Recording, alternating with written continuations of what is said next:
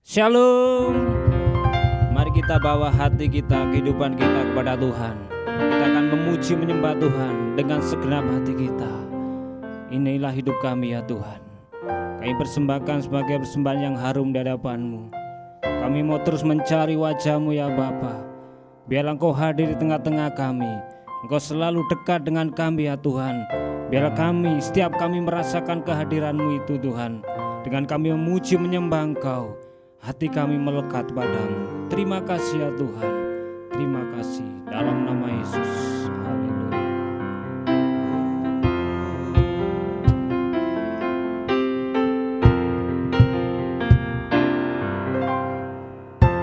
Saat ku menyembah-Mu, Roh-Mu bekerja. Saat ku memuji-Mu, Kau bertata di atas pujian. Katakan saat ku menyembah, saat ku menyembah-Mu, Roh-Mu bekerja.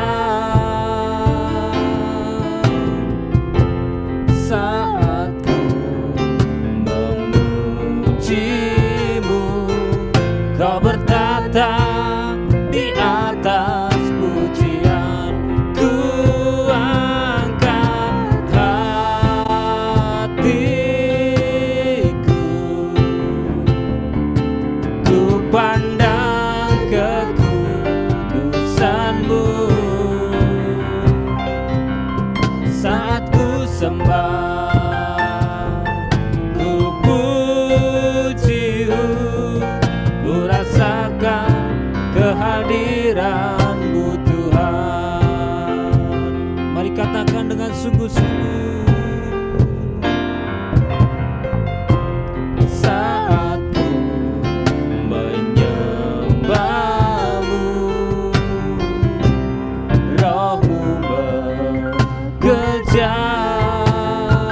Saat kami memuji-Mu, Engkau bertata atas pujian kami. Kau bertata di atas pujian. Ku angkat hatiku, ku pandang kekudusan-Mu.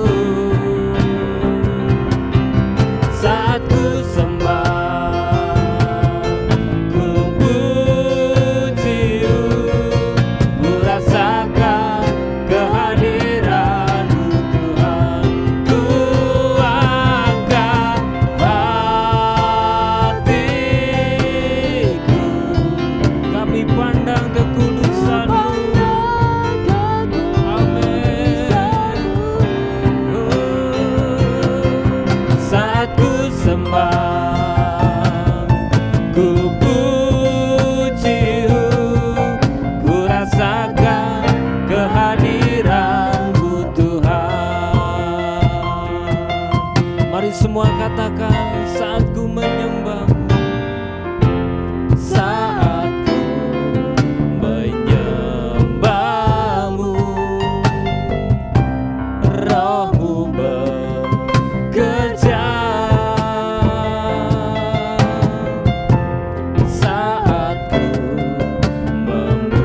memuji-Mu, Kau bertata di atas pujian. Ku angkat hatiku, ku pandang kekudusan-Mu. Saat ku sembah, ku puji-Mu, ku rasakan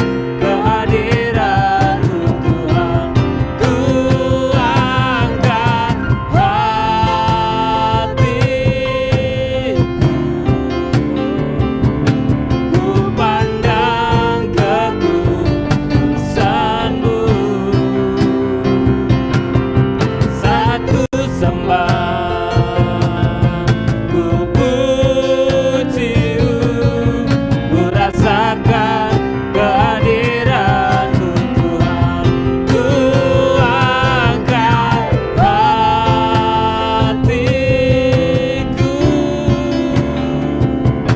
ku pandang kekudusan-Mu. Saat ku sembah, ku puji, ku rasakan kehadiran-Mu Tuhan. Sekali lagi, ku angkat hatiku, kami pandang kekudusan-Mu.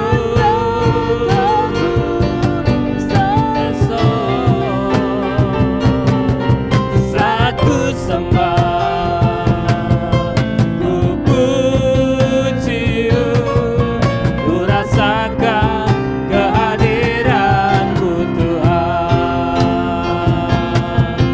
Ku rasakan kehadiran-Mu Tuhan. Ku rasakan kehadiran-Mu Tuhan.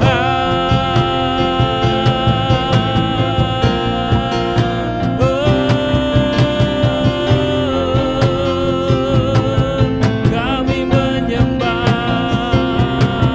kami memuji-Mu, kami bawa hati kami bawa hidup kami, oh Tuhan. Haleluya. Kami pandang kekudusan-Mu Tuhan. Haleluya. Jesus,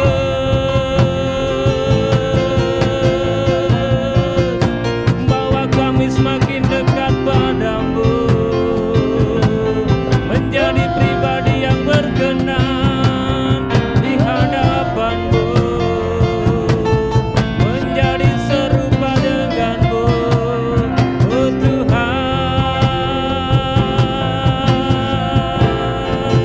Oh, haleluya. Jesus, haleluya. Engkau yang kudus Tuhan, Engkau yang suci Tuhan, Engkau layak disembah.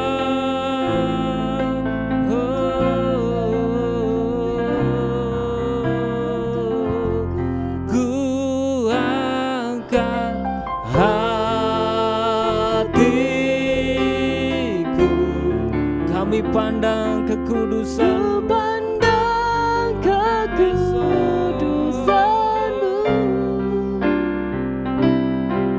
Saat ku sembah, ku puji, ku rasakan kehadiran-Mu Tuhan. Ku angkat hatiku, amin amin, kekudusan-Mu. Saat kami menyembah dan kami puji Engkau Tuhan, ku rasakan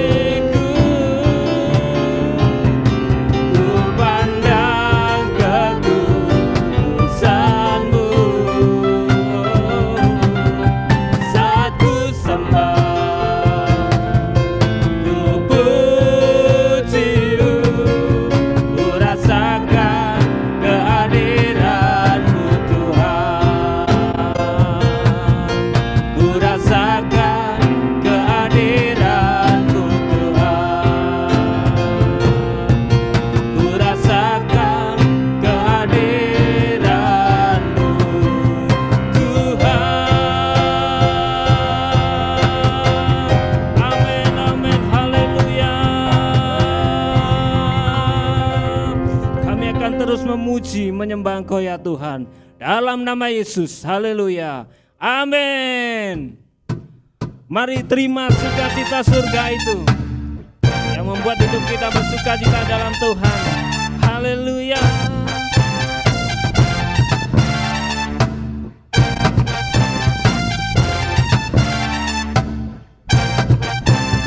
Terima sukacita surga, itulah kekuatan bagi jiwa.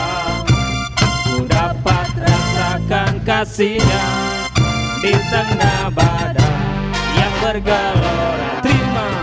Terima sukacita surga, itulah kekuatan bagi jiwa. Ku dapat saksikan kuasa-Nya, taklukkan badai yang bergelora. Haleluya. Oh, ada dalam hatiku, takkan patah semangatku, takkan hilang kekuatanku. Haleluya. Ku mau bersorak bagimu, sukacita surga nyata penuhiku.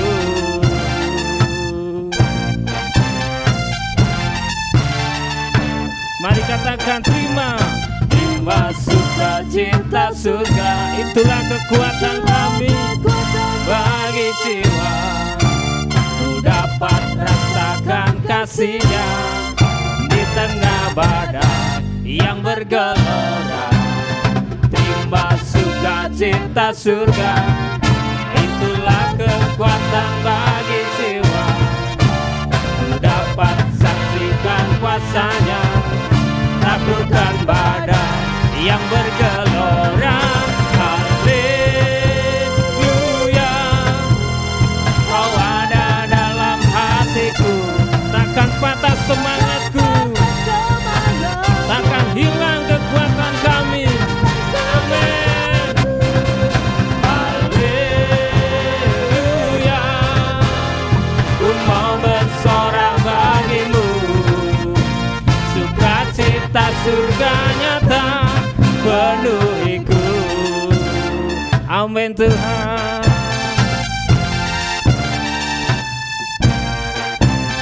Terima sukacita surga, itulah kekuatan bagi jiwa. Ku dapat rasakan kasih-Nya di tengah badai yang bergelora. Terima sukacita surga, itulah kekuatan bagi jiwa. Ku dapat saksikan kuasa-Nya, taklukkan badai yang bergelora. Haleluya. Kau ada dalam hatiku, takkan patah semangatku, takkan hilang kekuatanku. Haleluya. Ku mau bersorak bagimu, sukacita surga nyata penuhiku. Haleluya. Haleluya. Kau ada dalam hatiku, takkan patah semangatku, takkan hilang kekuatanku. Haleluya. Ku mau bersorak bagimu, sukacita surga nyata penuhiku. Sekali lagi katakan haleluya. Haleluya. Kau ada dalam hatiku, takkan patah semangatku, takkan hilang kekuatanku. Haleluya. Ku mau bersorak bagimu, sukacita surga nyata penuhiku. Sukacita surga nyata. sukacita, sukacita surga nyata, sukacita, sukacita surga nyata penuhiku. Amin Tuhan, haleluya, haleluya. Tuhan Yesus tetap baik, dulu, sekarang, dan selamanya. Kuasanya tak pernah berubah. Amin.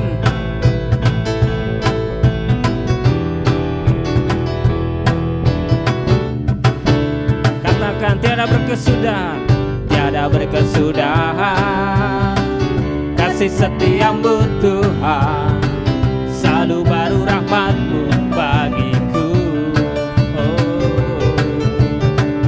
Hari berganti hari, tetap kulihat kasih-Mu, tak pernah berakhir di hidupku.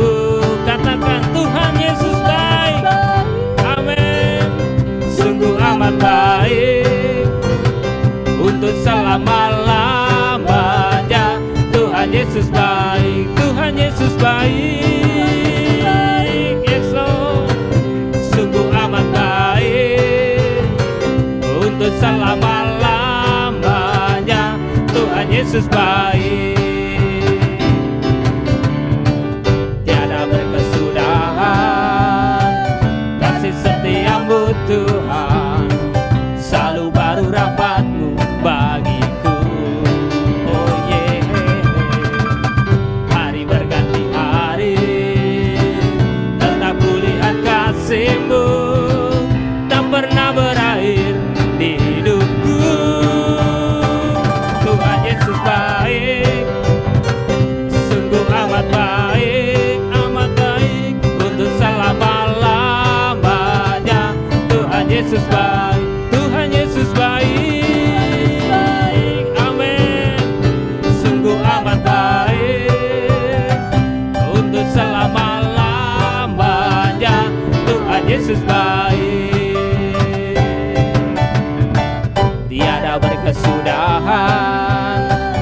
Kasih setiamu Tuhan, selalu baru bagiku.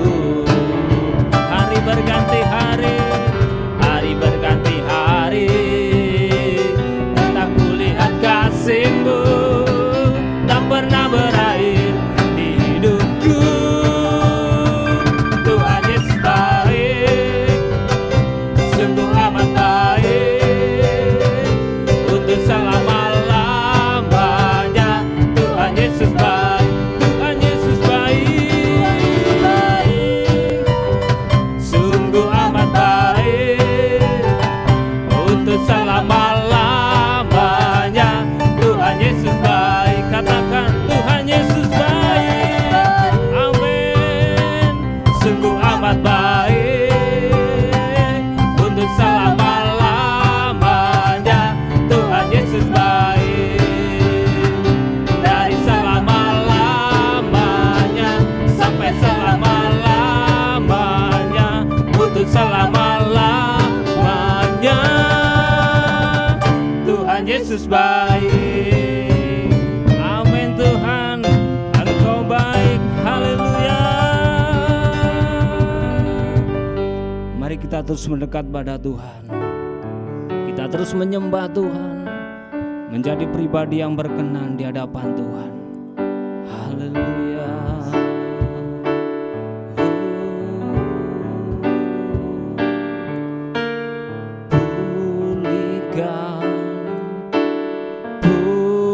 Pulihkan hatiku dengan kasih-Mu, bentuklah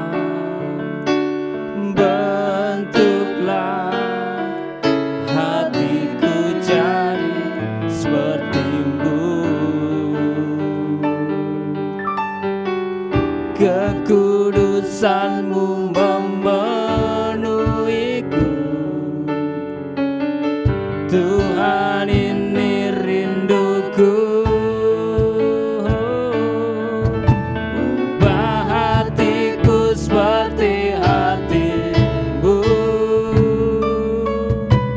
ku berkenan bagimu, bagaikan emas yang murni bentuk hatiku selalu.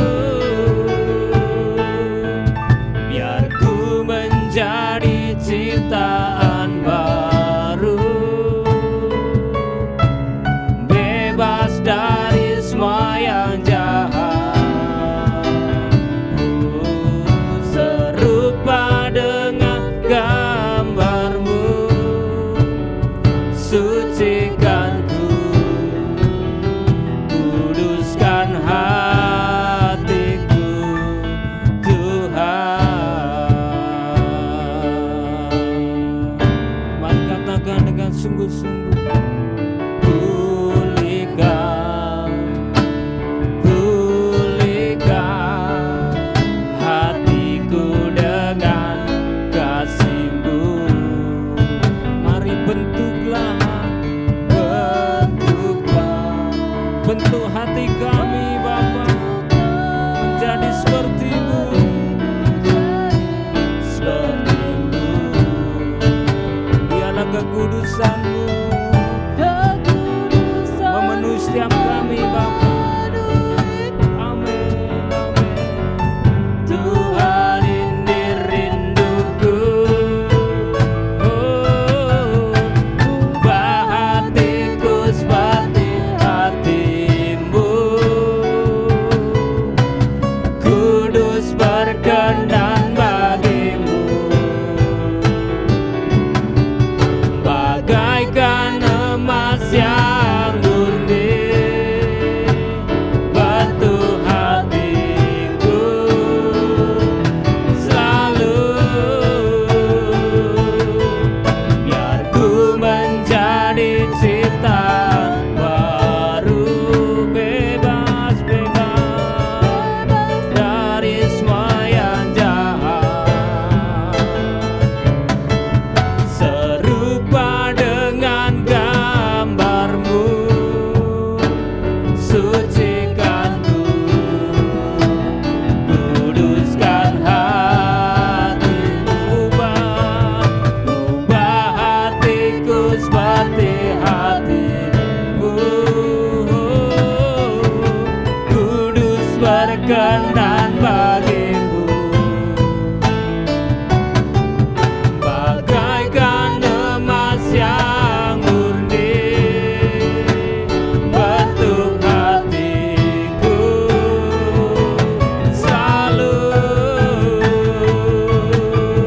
Biar ku menjadi ciptaan baru, bebas, bebas, bebas dari semua yang jahat, serupa dengan gambar-Mu. Sucikan ku, kuduskan hatiku, ubah hatiku seperti hati-Mu, kudus berkenan bagimu, bagaikan emas yang murni, emas yang murni bentuk hatiku selalu. Biar ku menjadi ciptaan baru, kudus yang jahat, serupa dengan gambar-Mu. Sucikan ku, kuduskan hatiku, ubah hatiku seperti hati-Mu. Ini hati kami Tuhan, kami mau menjadi pribadi yang berkenan di hadapan-Mu, bagaikan emas yang murni. Mari Kau bentuk hati ini. Amin, amin Tuhan.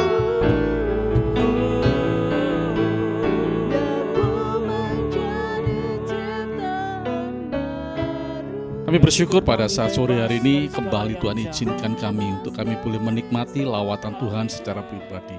Kami juga bersyukur karena kami sudah memuji, menyembah, dan meninggikan Tuhan. Kami sudah menghadirkan Tuhan secara pribadi dalam setiap kehidupan kami. Dan sore hari ini kembali Tuhan dengan sangat rindu, haus, lapar akan kebenaran firman-Mu.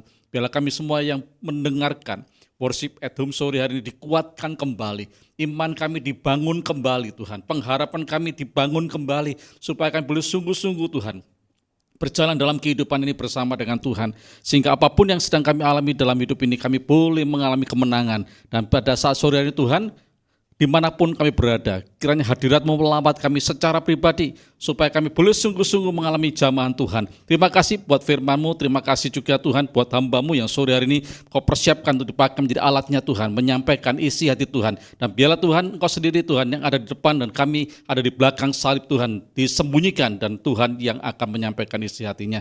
Hanya dalam nama Tuhan Yesus kami mengucap syukur dan berdoa, haleluya, amin. Shalom Bapak Ibu semua saudara dimanapun Bapak Ibu berada. Biarlah sore hari ini kembali lawatan Tuhan terjadi atas setiap kita. Pergumulan kita boleh sungguh-sungguh Tuhan mengalami jawaban dari Tuhan. Dan sore hari ini kembali kita akan belajar firman Tuhan, dan judul khotbah sore hari ini, judul renungan firman Tuhan sore hari ini, berkat di balik pergumulan. Seringkali kalau kita mendengar kata pergumulan itu sesuatu yang seringkali kalau bisa, kalau boleh itu dilalukan dalam setiap hidup ini. Tapi sore hari ini kita mau belajar, kalau hari ini kita sedang ada dalam pergumulan, maka kita akan mendengarkan sebuah perenungan firman Tuhan bahwa ada sebuah berkat di balik semua pergumulan. Bapak Ibu, kalau kita ingin melihat pelangi, maka kita akan mengalami terlebih dahulu yang namanya hujan lebat. Setelah hujan lebat terjadi, maka akan muncul yang namanya pelangi. Kalau kita ingin melihat yang namanya matahari terbit, kita harus melewati malam hari yang sedemikian pekat. Baru pada pagi hari kita akan mendengarkan matahari yang bersinar sedemikian hangatnya. Kalau kita kepingin melihat yang namanya puncak gunung, kita akan ada di terlebih dahulu yaitu di lembah. Kalau kita tidak pernah melewati lembah, maka kita akan tidak pernah ada di puncak gunung untuk melihat, mengamati pemandangan sedemikian rupa. Dan kalau kita rindu dalam setiap kehidupan kita sebagai anak-anak Tuhan, orang-orang percaya, kita mengalami yang namanya mujizat Tuhan, maka kita juga harus melewati yang namanya pergumulan dalam hidup ini. Kita harus mengalami yang terlebih dahulu, ada hal-hal yang Tuhan izinkan, sesuatu yang dalam ukuran manusia tidak mengenakan, tetapi di balik semua kondisi keadaan, pergumulan yang Tuhan izinkan terjadi, mujizat itu pasti Tuhan sediakan bagi setiap orang yang percaya dan mengandalkan Tuhan. Contohnya, kalau kita rindu mengalami yang namanya mujizat kesembuhan, pasti kita akan mengalami terlebih dahulu yang namanya sakit penyakit. Diizinkan Tuhan kita mengalami sakit penyakit dan mujizat Tuhan dinyatakan kita mengalami kesembuhan. Kalau kita rindu untuk mengalami mujizat dalam hal keuangan, diizinkan Tuhan terlebih dahulu kita mengalami pergumulan dalam hal keuangan, kekurangan, atau bahkan di titik yang paling rendah kita mengalami kebangkrutan, tetapi Tuhan menyatakan mujizatnya, kita diangkat kembali, kita dipulihkan kembali, atau kita rindu mengalami mujizat dalam segala hal, dalam segala situasi, kondisi, keadaan apapun, Tuhan pasti izinkan terlebih dahulu kita mengalami pergumulan. Dan sore hari ini, percayalah, kalau kita sedang ada dalam pergumulan, percaya sesuai dengan waktunya Tuhan, ya, maka berkat itu tersedia bagi setiap orang yang tetap bertahan. Dan pada saat sore ini kita akan baca terlebih dahulu di dalam kitab Kejadian pasalnya yang ke-32 ayat yang ke-24 sampai ayat yang ke-30. Ya. Kejadian pasal yang ke-32 ayat yang ke-24 mulai. Ya.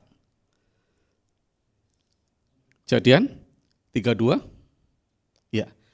Lalu tinggallah Yakub seorang diri, dan seorang laki-laki bergulat dengan dia sampai fajar menyingsing. 25. Ketika orang itu melihat bahwa ia tidak dapat mengalahkannya, ia memukul sendi pangkal paha Yakub sehingga sendi pangkal paha itu terpelecok. Ketika ia bergulat dengan orang itu, lanjut. Lalu kata orang itu, biarkanlah aku pergi karena fajar telah menyingsing, sahut Yakub. Aku tidak akan membiarkan engkau pergi jika engkau tidak memberkati aku. Lanjut. Bertanyalah orang itu kepadanya, siapakah namamu? Sahutnya, Yakub. Lalu kata orang itu, namamu tidak akan disebutkan lagi Yakub, tetapi Israel, sebab engkau telah bergumul melawan Allah dan manusia, dan engkau menang.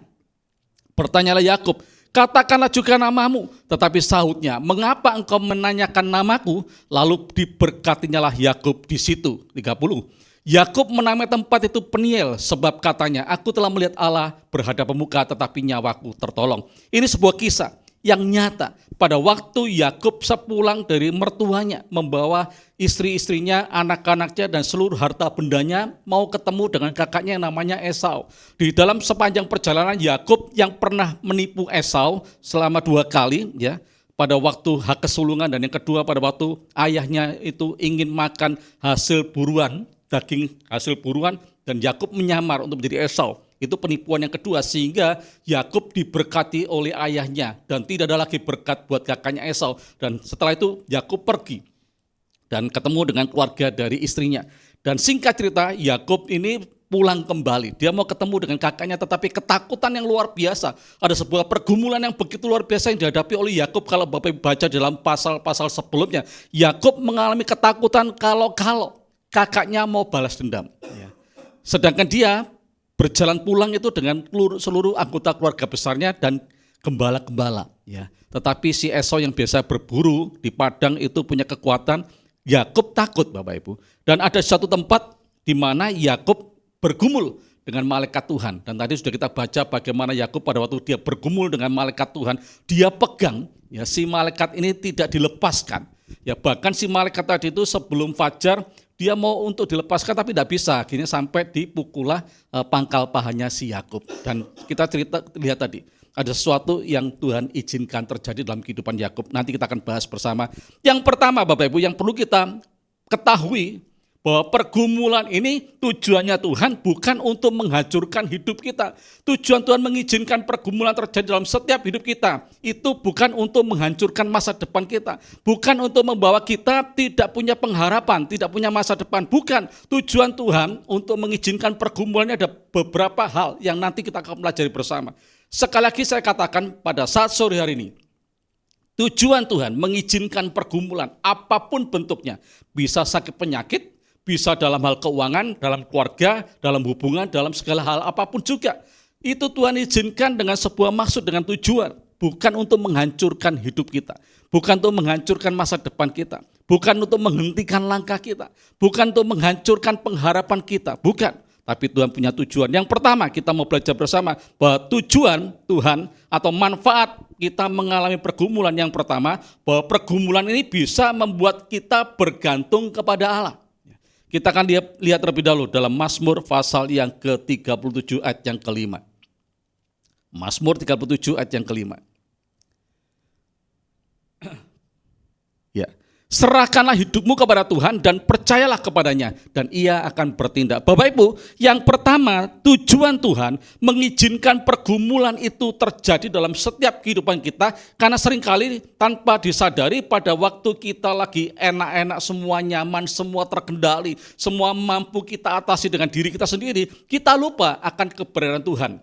Tetapi lewat pergumulan dalam hidup kita, apapun itu bentuknya, tujuan Tuhan yang pertama supaya kita sadar bahwa kita ini adalah pribadi yang sangat terbatas, pribadi yang tidak pernah mampu menolong diri sendiri, sehingga kita butuh yang namanya hidup bergantung kepada Tuhan. Dan kitab Mazmur berkata, serahkanlah hidupmu kepada Tuhan dan percayalah kepadanya. Maka Dia sendiri yang akan datang dan turun atas kehidupan kita, bertindak untuk menyelesaikan setiap pergumulan kita. Juga kita akan lihat dalam Yeremia pasal 17 ayat 7 dan 8. Ya, ini lebih jelas lagi. Yeremia pasal yang 17 ayat 7 sampai 8 dikatakan demikian. Ya, Yeremia, ia akan seperti pohon yang ditanam di tepi air, yang merambatkan akar-akarnya ke tepi batang air dan yang tidak mengalami datangnya panas terik, yang daunnya tetap hijau, yang tidak khawatir dalam tahun kering dan yang tidak berhenti menghasilkan buah. 9. Ya. Yang 7, itu ini ayat 8, tujuhnya. Atasnya. Nah, diberkatilah orang yang mengandalkan Tuhan, yang menaruh harapannya pada Tuhan. Yang ke-8. Ia akan seperti pohon yang ditanam di tepi air yang merambatkan akar-akarnya ke tepi batang air dan yang tidak mengalami kedatangannya panas terik, yang daunnya tetap hijau, yang tidak khawatir dalam tahun kering dan yang tidak berhenti menghasilkan buah. Di dalam kitab Yeremia ini mengajar bagi setiap kita pada waktu kita sedang ada di situasi-situasi yang tidak nyaman, di dalam pergumulan, di dalam tekanan dalam hidup ini. Firman Tuhan ajarkan kita harus kembali untuk kita betul-betul melekat kepada Tuhan seperti Yakub. Pada waktu ketemu dengan malaikat Tuhan di dalam pergumulannya, dia betul-betul memegang erat, tidak mau melepaskan malaikat Tuhan. Padahal malaikat Tuhan meminta, lepaskan aku. Tapi Yakub ngomong, jangan lepaskan, jangan, aku tidak mau melepaskan sebelum engkau memberkati aku. Artinya apa? Betul-betul Yakub ini betul-betul dia berpegang erat kepada Tuhan. Demikian bagi setiap kita. Kalau engkau hari-hari ini diizinkan Tuhan mengalami sebuah problem dalam hidup ini, pergumulan dalam hidup ini, mari kembali datang kepada Tuhan. Sungguh-sungguh engkau melekat kepada Tuhan, sungguh-sungguh engkau bergantung kepada Tuhan. Yeremia mengajarkan, berbahagialah orang yang mengandalkan Tuhan. Ya, dia akan seperti pohon yang ditanam di tepi air. Kalau pohon ditanam di tepi air, dia tidak akan pernah kekurangan air. Ya, dikatakan oleh ayat firman Tuhan itu akan terus dia menghijau daunnya. Tidak perlu khawatir dengan kekeringan. Dan firman Tuhan katakan pohon yang ditanam di tepi aliran air itu akan menghasilkan buah. Tidak berhenti menghasilkan buah. Artinya bahwa betul-betul dia mengalami yang namanya kesukaan besar. Mengalami yang namanya itu air yang begitu melimpah. Demikian juga dengan setiap hidup kita. Apapun musim dalam hidup ini. Apapun kondisi yang sedang kita alami dalam hidup ini. Pergumulan sekalipun, tetapi kalau engkau hidup melekat kepada Tuhan, mengandalkan Tuhan, percayalah bahwa engkau tidak akan pernah mengalami yang namanya kekhawatiran dalam hidup ini. Dan hidupmu tetap berbuah, hidupmu tetap bermanfaat, hidupmu tetap bisa dinikmati oleh banyak orang. Itu yang pertama. Kita mau belajar juga di dalam Alkitab ada beberapa contoh. Ya. Musa dan Israel pada waktu keluar dari perbudakan Mesir, ya, menuju tanah Kanaan, dia diperhadapkan di sebuah situasi. Ada sebuah pergumulan yang sedang dihadapi, yaitu Laut Merah. Laut Tebrau, ya, sedangkan di belakangnya dia melihat tentara Mesir yang all out menyerang, ya, beserta dengan rajanya Firaun yang ingin membawa bangsa Israel kembali. Ya. Tetapi firman Tuhan katakan di situasi yang sulit di mana mereka sedang mengalami sebuah pergumulan, di saat itulah Musa dan Israel bergantung sepenuhnya kepada Tuhan. Maka firman Tuhan katakan mujizat terjadi. Laut Tebrau, Laut Merah itu terbelah menjadi dua. Sehingga bangsa Israel seluruhnya tidak ada satupun yang mengalami kebinasaan. Mereka lepas dari kejaran tentara Mesir. Mereka berjalan di tanah yang kering. Kita mau melihat contoh yang kedua, Daniel pada waktu dia diizinkan Tuhan untuk mengalami sebuah pergumulan dimasukkan ke dalam gua singa. Saya percaya betul bahwa Daniel tidak santai-santai di dalam gua singa. Dia betul-betul berseru-seru kepada Tuhan, betul-betul melekat kepada Tuhan, betul-betul mengandalkan Tuhan. Dan Tuhan turun tangan, membuat mujizat sehingga singa-singa yang ada di sana yang sebenarnya betul-betul mengalami kelaparan tapi tidak memangsa Daniel. Demikian juga dengan Sadrak, Mesak, dan Abednego pada waktu dimasukkan ke dalam perapian, dapur perapian yang begitu panasnya. Tapi firman Tuhan katakan, pada waktu mereka memuji Tuhan, artinya mereka betul-betul mengandalkan Tuhan, berpaut kepada Tuhan, maka mujizat Tuhan terjadi. Mereka tidak ada satupun dari mereka yang mengalami kebakaran. Ini sebuah bukti, sebuah kenyataan. Kalau kita di dalam segala situasi kondisi dalam pergumulan sekalipun, kalau hidupmu betul-betul mengandalkan Tuhan, kalau engkau betul-betul melekat kepada Tuhan, yakinlah, percayalah, ada kekuatan yang Tuhan akan berikan dalam setiap hidup kita. Yang kedua, bahwa pergumulan ini bisa merubah karakter kita. Ya, Mazmur 119 ayatnya yang ke-67 dan dilanjutkan ke ayat yang ke-71. Ya. Mazmur 119 ayat 67. Ya, Mazmur 119. Oke. Sebelum aku tertindas, aku menyimpang. Ya, seringkali dalam hidup ini Tuhan perlu izinkan pergumulan ya itu terjadi supaya menyadarkan. Seperti kata kitab Mazmur. Sebelum aku tertindas, aku menyimpang. Tetapi sekarang aku berpegang pada janjimu. Jadi karakter kita ini bisa diubah lewat pergumulan. Ayat yang ke-71.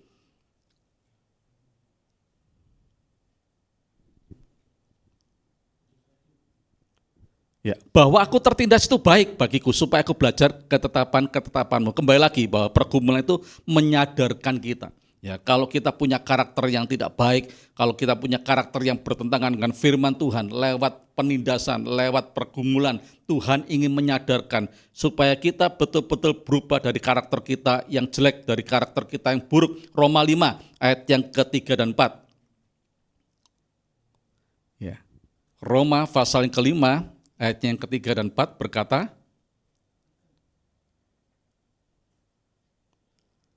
Roma 5, 3 dan 4, dan bukan hanya itu saja, kita malah bermegah juga dalam kesengsaraan kita, karena kita tahu bahwa kesengsaraan itu menimbulkan ketekunan, dan ketekunan menimbulkan tahan uji, dan tahan uji menimbulkan pengharapan. Jadi gini Bapak Ibu, yakinilah bahwa setiap persoalan, ujian, tantangan, pergumulan dalam hidup ini, yang kedua yang perlu kita sadari bahwa Tuhan rindu mengubah karakter kita.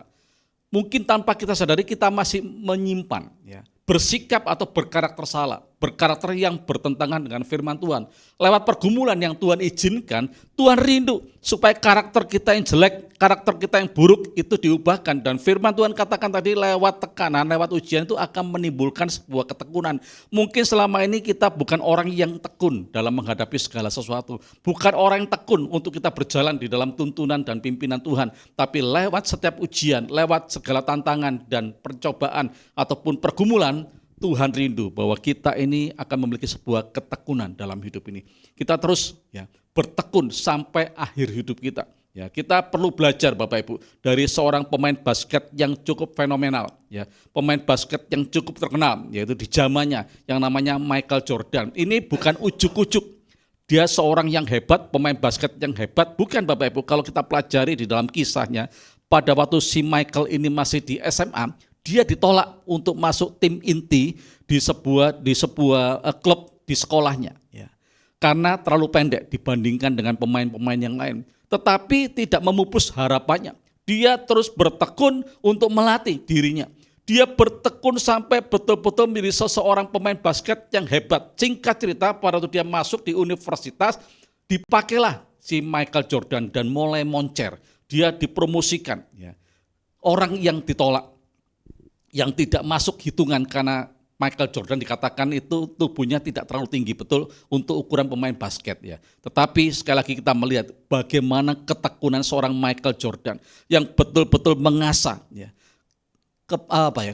mengasah ilmunya, mengasah kerajinannya, mengasah keterampilannya sehingga muncullah seorang Michael Jordan yang dikenal oleh seluruh dunia. Ada lagi seorang pemain film yang cukup terkenal di zamannya yaitu Chow Yun-fat. Mungkin ada banyak orang-orang yang usianya 40-an tahun ke atas itu pernah melihat atau menonton film yang namanya itu Dewa Judi. Salah satu tokohnya yaitu namanya Chow Yun-fat.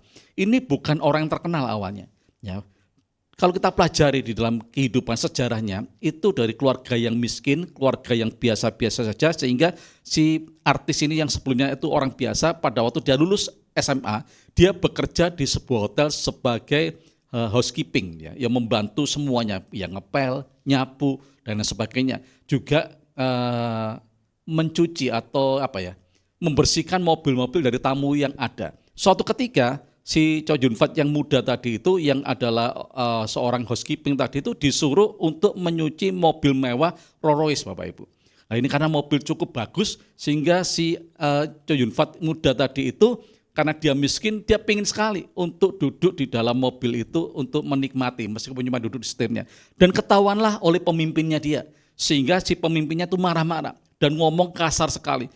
Ngapain kamu duduk di situ? Kamu selamanya sampai akhir hidupmu pun tidak akan pernah punya mobil yang seperti ini. Jadi betul-betul dihina dan itu mempengaruhi jiwanya, sehingga si Chow Yun-fat itu dia ngomong dengan dirinya bahwa aku harus berjuang.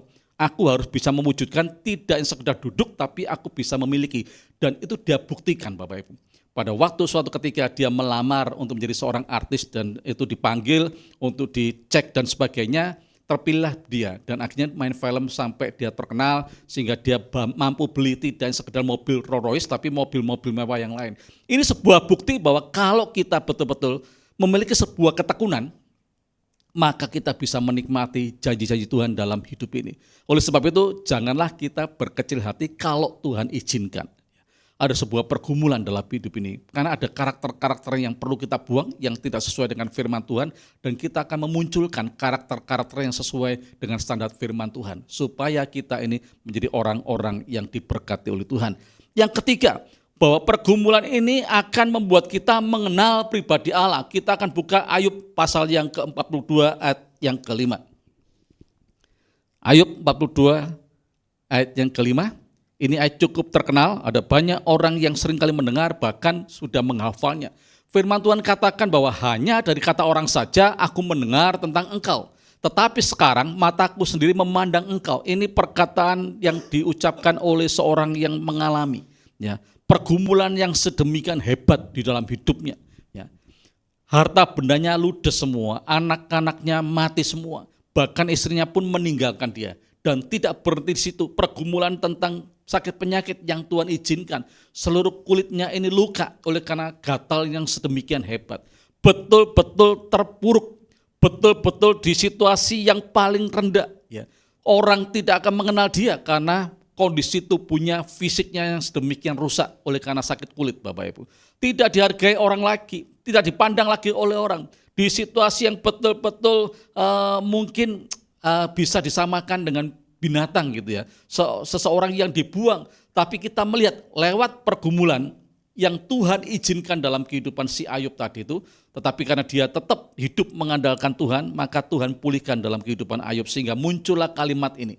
Kalau dulu aku tahu tentang Tuhan itu dari kata orang, tapi hari ini aku sendiri melihat, atau dengan perkataan lain, aku sendiri mengalami Tuhan. Bagaimana Tuhan membuat Ayub ini mengalami sebuah pemulihan. Oleh sebab itu pada saat sore ini Bapak Ibu, jangan kita berkecil hati. Sekali lagi, jangan kita berkecil hati. Sebab tujuan Tuhan itu sesuatu yang membuat kita itu di-upgrade hidup kita. Kita akan mengalami yang namanya itu kondisi ataupun keadaan yang semakin berkualitas di hadapan Tuhan. Yang pertama tadi bahwa pergumulan itu akan membuat kita semakin dekat kepada Tuhan. Yang kedua, pergumulan itu membuat karakter Kristus itu semakin nyata dalam diri kita. Dan yang ketiga, bahwa pergumulan itu membuat kita semakin mengenal siapa Tuhan Allah yang kita sembah dalam nama Tuhan Yesus. Yang terakhir, bahwa pergumulan itu mendatangkan berkat. Kita akan buka Roma 8 ayat yang ke-28. Roma 8 ayat yang ke-28. Yang keempat dan yang terakhir, bahwa pergumulan yang Tuhan izinkan itu akan mendatangkan berkat atas setiap kehidupan kita. Kita tahu sekarang bahwa Allah turut bekerja dalam segala sesuatu untuk mendatangkan kebaikan bagi mereka yang mengasihi Dia, yaitu bagi mereka yang terpanggil sesuai dengan rencana Allah. Bapak Ibu, saya mau sampaikan sore hari ini, kalau hari ini Tuhan izinkan ada pergumulan yang sedang kau alami, bisa satu jenis pergumulan, ada dua jenis pergumulan, ada tiga jenis pergumulan atau lebih. Percayalah bahwa dari setiap pergumulan itu pasti Tuhan akan mengizinkan ada berkat yang akan kita nikmati dalam hidup ini. Yakinlah bahwa di balik semua pergumulan itu ada sesuatu yang begitu luar biasa sesuai dengan apa yang dikatakan dalam kitab Roma 8 ayat yang ke-28, bahwa segala sesuatu yang Tuhan izinkan terjadi dan sedang kita alami dalam hidup ini, tujuannya Tuhan itu untuk mendatangkan kebaikan bagi mereka yang mengasihi Dia, yaitu bagi mereka yang terpanggil sesuai dengan rencana Allah. Kalau kita melenceng dari firman dan dari rencana Tuhan, memang hasil akhirnya itu sesuatu yang jelek, sesuatu yang buruk. Tapi kalau kita tetap fokus kepada kehendak dan rencana Tuhan, yakinlah bahwa segala sesuatu yang Tuhan izinkan terjadi, itu adalah mendatangkan kebaikan. Jadi jangan dilihat cuman case by case, tapi kita akan lihat keseluruhan bahwa hasil akhirnya itu sesuatu yang selama ini kita damba-dambakan, sesuatu yang selama ini kita butuhkan, yaitu berkat Tuhan dicurahkan dalam setiap kehidupan kita. Seperti apa yang pernah dialami oleh Ayub. Pada waktu Ayub diizinkan Tuhan mengalami sebuah pergumulan yang sedemikian hebat. Tidak sekedar dalam hal keuangannya, kekayaannya, tapi rumah tangganya, anak-anaknya, bahkan yang dikasih itu tuh diambil semua. Bahkan sampai tubuhnya hancur, Bapak Ibu. Tetapi firman Tuhan katakan setelah dia selesai, sesuai dengan rencana Tuhan, maka Ayub diizinkan Tuhan mengalami berkat double porsi. Dipulihkan Tuhan 2 kali lipat. Jadi percayalah bahwa setiap pergumulan itu adalah sebuah jalan menuju kita menikmati janji Tuhan yang demikian luar biasa. Bapak Ibu, sore hari ini setelah engkau mendengar firman Tuhan ini, janganlah kita bersungut-sungut, tetapi biarlah kita akan mengucap syukur bahwa segala sesuatu yang Tuhan izinkan terjadi pasti ada akhirnya. Beberapa waktu yang lalu kita sudah mendengarkan khotbah, jadi khotbah tengah minggu, bahwa persoalan kita pergumulan kita, apapun yang kita alami itu ada batasan waktunya.